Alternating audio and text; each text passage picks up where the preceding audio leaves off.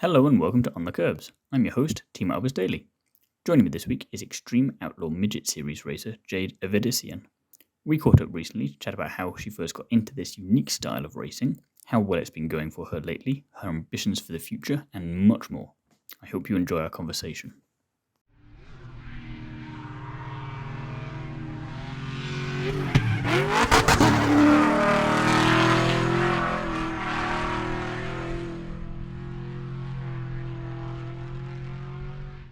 So, hi Jade, thank you for being here today. First of all, how are you? I'm good. How about you? Thanks for having me on. No, my pleasure. I'm very good, thank you. So, first question I like to ask everybody, what first got you interested in motorsport? So it's always been around the family. My dad used to work on sprint cars. Growing up, basically his whole life he's been around it. So when I was born, I was at a racetrack at 6 months, and then when I was 4 years old, he bought it. And at first, I didn't really like it, and then we would actually go to empty parking lots and just try it out. And then I didn't end up really liking it just because I was so young. And then by the time I was 6 or 7, I decided to race, and so I did quarter midgets for a few years, and then I did micros and now midgets. And so there's some baby pictures of you around on the racetrack then, that kind of thing. What was that? There's some baby pictures of you kind of around cars from a young age then, is it? And just kind of, yeah, we can tell it was always going to be that way. Yeah, exactly. Yeah, I was basically around it since I was 2 months old, really. So like you were saying, you've done a bit of different racing and keep progressing, and you're currently in the Xtreme Outlaw Midget Series, which is very American. I feel like you see it in other places, but it seems very very American kind of style of racing. So for people who might not be as familiar with this, what type of racing is this, and how would you explain it? So it's dirt track, oval stuff. We go to a lot of different tracks. It's basically a new track every week, and then dirt midgets. So this year I'm with Keith Coon's Motorsports with Mobile One. So really excited. The first weekend went really good, finishing 4 and a 1. So I feel like we have some pretty good momentum going into this weekend with Port. And this weekend, instead of Xtreme, the series is with Power Eye. And say it looks like a lot of fun. It's kind of I don't know. I don't know how to describe it. It looked a little bit like rodeo, but with a car instead of a horse. Yeah. I don't know. It's hard to explain it, but something like that. Looks a lot of fun anyway. So yeah, I can see why you chose that. But why did you decide to get into this form of racing in particular, rather than any of the other ones that are available to you? Mhm. So since I was right after quarter midgets, it was just kind of the thing to do. It seemed like all the kids after quarter midgets kind of went to micros, and one of our really good family friends owns a micro team, or owns the chassis, actually builds the chassis. So it just kind of all worked out to get me to the dirt right after quarter midgets, and then did the micros, like I said, for a few years, and then the next step really after micros were midgets. And like I did my first full year last year, and then now doing another full year this year. So it seemed like the natural progression there, like you say. And is there something that you're looking for that would be next, maybe, and or are you just kind of taking it as it goes and you see what happens? Yeah, absolutely. My ultimate goal is cup, so I would like to get to the asphalt as quick as possible. But I do like racing dirt, so it's just kind of whatever happens, happens.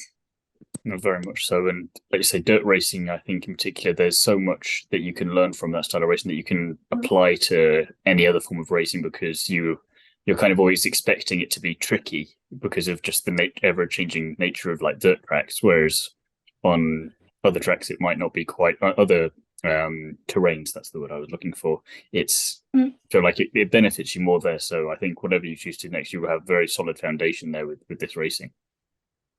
Yeah, absolutely. I definitely agree. I think going to dirt to asphalt could be a lot easier than going asphalt to dirt. I Hmm. feel like you just learn so much in the dirt cars and how to trust a car. So when you get in the asphalt world, you already have a level of trust into a car. So I feel like it can always help, even though it is obviously a total different race car, different style of racing. I think it's helpful, and just like even in the future for the dirt cars, the pace is so high, and to bring that to the asphalt world, I think that could be really good. And obviously, there's a lot to learn over there, but I feel like it could be a lot easier going dirt from asphalt. And definitely, and to back up your point further, there is seeing the likes of, if we're taking it really high level there with an F1 champion of Jenson Button trying something like Nitro RX and completely looks like he's a novice at it because of just it's so different from anything track wise that he's used to there. Whereas, like you said, the switch in the opposite direction theoretically would be a lot more straightforward, just because kind of it's going to be not less wild, but you get the vibe we're going for there, I think. Yeah, definitely. It is different racing, but I feel like it's, like I said, just always a little bit easier going from dirt to asphalt, in my opinion. No, definitely. I think it's fair to say, like you mentioned earlier, it's been going fairly well for you recently with a P4 back in early March, along with a win, and that put you at the top of the standings. Talk us through all of that from your perspective and how it feels to achieve this kind of straight out the box this year. It feels really good. There's just so many unsures. Obviously, I was really confident with the team I was going to, but there's still so many unsures how fast you guys are going to bond together. So to end up fourth the first night with the chance to win, just a mistake on my part, was a really good feeling going in Saturday. And really just kind of setting the stone for the whole year. And then obviously winning Saturday was really good. So as long as we just keep the consistency throughout the whole year, I think we could have a really good shot at the championship and hopefully some more wins as well. What was going through your mind from one day to the next day? Like you say, you started off with a really solid result. Were you thinking that the win was on? Because like you say, you'd made this little mistake and it was something that you could try and make sure that you didn't do again. It wasn't something that was out of your hands there. Or were you just thinking, no, let's not put that kind of thought into my head just yet. Let's just see what we can do first. Yes and no. I just always think about winning because that's my goal. And racing driver answer. Yeah, true. I was bummed after Friday because I knew I had a winning car and I just felt like I let it slip away. So I just kind of brought the same mindset into Saturday, knowing I would just have just as good of a car Saturday night, which I did. That it was just kind of all up to me. And I feel like I did a pretty good job throughout the race. I definitely made a few mistakes that could have cost me if he didn't make a mistake to get himself out of the race. But you're always going to make mistakes, and I feel like once I put a really, really solid night together for myself, we should be really good. And like you say, you've set the bar high for yourself for the rest of the season there, so it'll be interesting to see. Are you someone who kind of thrives under that, not necessarily pressure, but that anticipation? Like you say, you know what you're capable of, so is that going to be something where you're going to be super hard on yourself if a weekend doesn't go your way, or are you just quite calm and collected and you thrive under that kind of environment? Yes and no. I think for running for a championship again, like I said, you still have to be consistent. So maybe if you don't qualify as good, you still have to pull it together in the future. Or if something happens and you're in a crash, you have to get right back out after the work year if you can. It's so tough because there's 33 races that you have to get to or get through that you have to be so consistent. And obviously not lose your head if something goes wrong, because you still have to, even if you can finish 12th, it's better than DNFing for that night just to collect as many points as you can. And like you say as well, with so many races, even if you do have one or two bad ones, it might not spell complete disaster there because there are so many more opportunities for you to capitalize. And like you say, you can only control what you do at the end of the day. Other drivers, they might have some more bad luck or something, or you'll just simply beat them. So it's not as costly as some of the shorter seasons that you see in other series. So that's kind of a reassuring thing, I suppose, from your perspective as well. Yeah, absolutely. I think, like you were saying, the season's just so long. And like what I was saying earlier, if you can just get out of the work area if something happens and try to get up as many spots as you can. Obviously, yes, you are going to have bad nights. It's just part of it. But just trying to minimize the bad nights and have more, it's hard, but have more good nights and bad nights. And that's really hard in racing, but I feel like we can do that with it because I have a super consistent car so far. So as long as I do my job, we should be okay. Fingers crossed there, and hopefully I've not put any commentator's curse on you there. So we'll just move swiftly on, I think. So is this going to be the main focus for 2023 for you then, or have you got any other racing things in the pipeline? No, this is the main focus right now.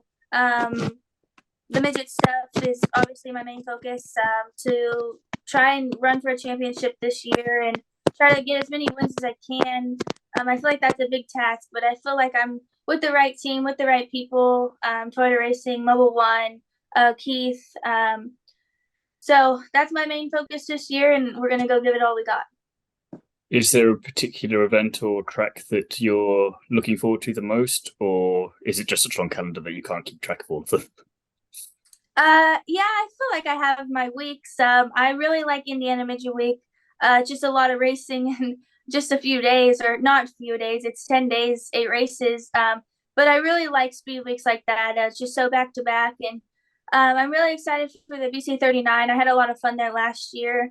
They do a great job promoting it and making it fun for the fans and stuff. But yeah, I'm excited for all of them. But I think those are the two that really stand out for me this year. So they kind of do an interesting thing with motorsport there in that they're combining sprint races and endurance at the same time, because you've got lots of races but in a short amount of time. So there isn't going to be, like you say, the races aren't going to be long, but there's just so many of them that it really tests you in a lot of different ways that a normal race weekend just wouldn't. So it's kind of the best and worst of both worlds, I suppose, that. Yeah, Midget Week's long. It's long on the drivers, but not only the driver, it's long on the crews. They have to be up so early to get all the cars ready, and it's just a lot for them to go back to back, and especially a team like Keith with when they have 8 cars or 10 cars during that week. It's a lot of work for them. So it's just part of it, though, and I think the speed weeks are tough on them too. It'll definitely be a well-earned break after that, hopefully for more than a couple of days. Yeah, I think they give us like 2 weekends after Midget Week just to get everything back together. Need leads the first one of those just to sleep, I think. Yeah, true. So you were saying earlier that getting to cup level would be like the ultimate ambition there. Are there any other kind of racing series that you'd love to try out in the future? Not necessarily ones that are logical to go to from here, but just any that you've seen or maybe just heard of that you're like, oh, I'd love to try that out. Not really anything set in Fair enough. stone that I would like. What was that? I was going to say fair enough, just straight away, you knowing what you want and stick to it. Yeah, I think just like I said earlier, my ultimate goal is cup. But if I got an offer for maybe something else, then it might change. But that's kind of what I have my eyes on right now, and try and just get there. So you've obviously got a fair bit of racing under your belt already, not just this year, but just throughout your career so far. Do you have a fun racing-related story that you could share? Ooh, The smile says yes. I know. I don't know. I feel like it's not really fun, but I feel like after the long speed weeks, everyone gets so tight at the end of the week that it's like it's funny because we all want to win so bad that I don't know, it's just a different feeling in the pit area. But I don't really have like a funny story to tell, really. No, okay. It's I'm just thinking the vibe there that you're saying about, because I suppose everyone comes into that first day of a week like that really pumped up and high on energy, and there's still that determination there at the end of the week, but obviously everything else is just so depleted that it's kind of like two boxes in a boxing room, but they've gone the full distance, and they're like, how do they just keep going about it? But they still really want it so badly. Yeah, exactly. Yeah. So on the flip side of that, if there's not a funny racing story that you could think of off the top of your head, has there been an aspect to your racing career that's been the most challenging for you, and how have you managed to get through that? I think the most challenging races I've been a part of was last year. There was just so much learning and so much just inconsistency, I guess. Like one night we could win and the next night we could run 18th. It was just so inconsistent, and we would all get frustrated, but I think that's just part of learning and part of your first year in a good series, running against the best, really. So I think that, like I said, that's just part of learning and stuff. And, I feel a lot better going into this year after having all those races under my belt last year. And I think it's going to be good. Definitely, it's always get that first banker year in and get to the lay of the land, as it were, and then hopefully you can build on that. But I suppose it's easy for me to say as the person not racing out of the two of us here that you get a weekend like that where you get a really great result one race and then you're down towards the back end of the field the next day. What's that like in terms of on the day? Are you already trying to think if they're in a positive note, like, okay, that's just it happened, it's racing, or are you someone who gets really mad on the day about it and it needs a little bit of time to process before you can come back and say, okay, right, just we can see what we did wrong, we need to learn here and we can build on that? Yeah, I'm definitely the person that thinks about it. Even if you run 18th or whatever happens, there's always something, or not, sorry. Even if you win, there's always something that you can learn, and always be better. And I feel like, that's kind of what I do. Even if I run good or run bad, there's always something to learn and you get, from the last weekend and move on and, try again the next weekend. Do you get involved a lot in kind of, you're saying you've got a good team around you, do you get involved with the kind of hands-on stuff with the car and try and pay attention to what, say, the mechanics do, or are you just very much, you focus solely on the driving? I would say I would be focused on the driving. I don't really touch the car or anything. That's kind of what the crew chief's supposed to do. But this year with me and Jarrett, we've been, for the first weekend at least, we felt really good, like bonding together and telling him what I need after each time after I get off the track, and it being fixed. So I feel like he's doing his job fantastic, and it's just kind of up to me, like I said earlier, to do my job and see what happens. Good to get that relationship going there, where you've got the feedback, where you can tell them and they can translate that into what they understand to do with the car and how to make it better for you, and then vice versa. So I was just intrigued about how much of that you were getting involved with there. Obviously, not necessarily getting hands dirty in that sense, but very much you get the feel for it and you can give the feedback then. Yeah. I definitely give the feedback. I just not really hands on with the car, I guess you could say. No, that's fair enough. You've got quite enough to get on with the driving, I'd say, with that many races anyway. Yeah. So I've got a couple of fun non-motorsport-ish questions to finish off with. First off, if you were a transformer, which vehicle would you turn into? Oh, goodness. Well, I've never watched Transformers, so I don't know. I can't answer that one. Just basically any car that you'd want to be, I guess, is another way of asking that.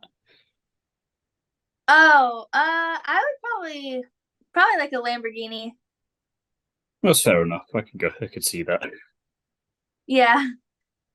And then, if you could switch the noise that two animals make with each other, which two animals would you swap around?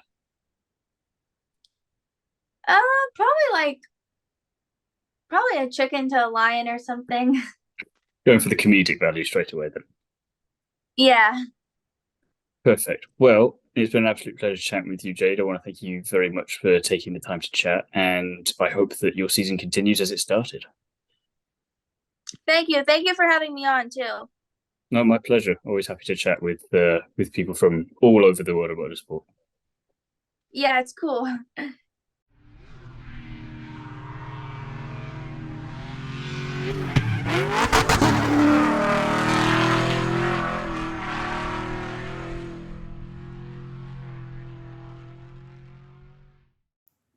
Thanks again to Jade for coming onto the Kerbs with me. I can't wait to see how she gets on in the rest of the 2023 racing season.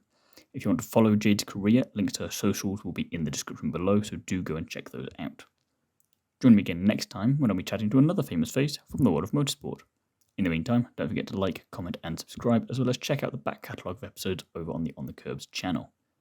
If you want even more from me, you can listen to me chat about everything Formula 1 over on the Undercut Podcast, as well as delving into the world of Nitro Rallycross over on the Nitro RX Podcast.